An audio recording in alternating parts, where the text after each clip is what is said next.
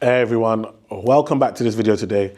And today we're going to be talking about why your pension alone won't save you. I think this is so important because number one, I think pensions are underused.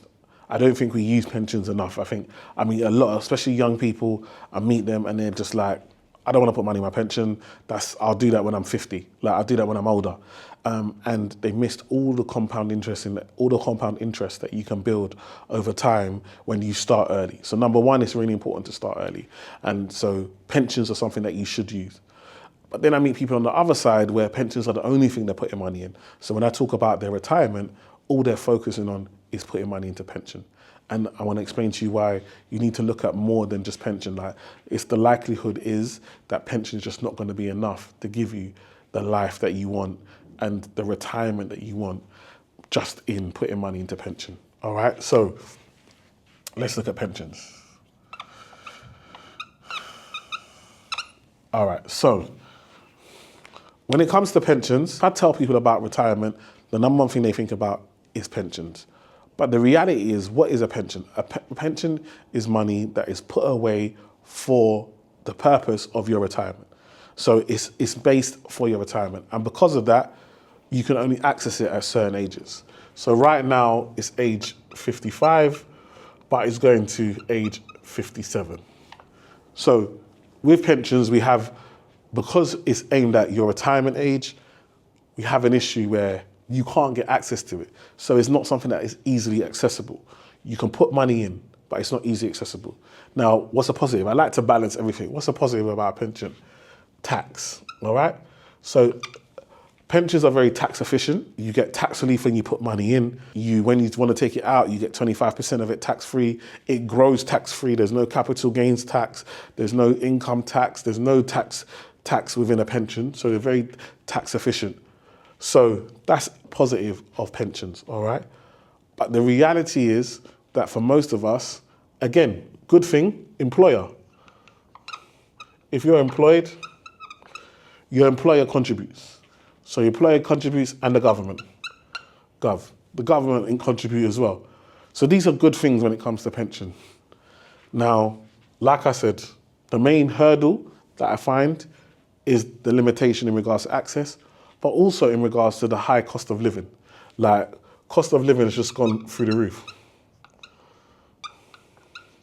So the amount of money you need to be putting into pension is quite high. And the problem is that you're trying to live today. You're trying to survive right now. And you're saying, well, I can't afford to put 600, 700 pounds a month into pension. I need that to survive. I need that to live my life now. Also, especially once you start having a family and start having kids and so forth, those costs mean that pensions become a burden. It becomes very difficult. So you're not able to put as much in. And because of that, it means that you're not going to get the type of pension that you want come retirement. All right. Also, like we said, 75% of the pot is taxable. So the 25% is tax-free, which is great. Tax-free, but 75% is taxable. So again, in retirement, after you take your 25%, now all of that is taxable income. Yeah. So again, it's about having that balance and understanding your options when you're in retirement and what you can do.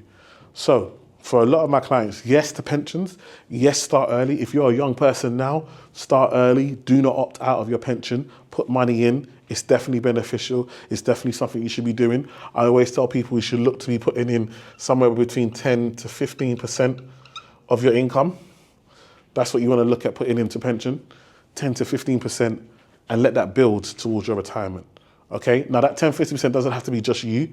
That's a mixture of what you put in. So you might put in 5%, your company put in 5%, and then the government put in 2%. So you've got 12% total going in. That's fine. All right, so it doesn't have to be all you. And that's the benefit of pension, because it's not just you contributing into your pension, okay? But now also, I think it's important to look at property for income. So look at property that generates income. So a lot of the time we've got rent to rent that people like to use. We've got serviced accommodation, so Airbnb, buying property and turning it into Airbnb. We've got renting it to the local authority. We've got service, helping elderly people like retirement homes, so care homes and so forth.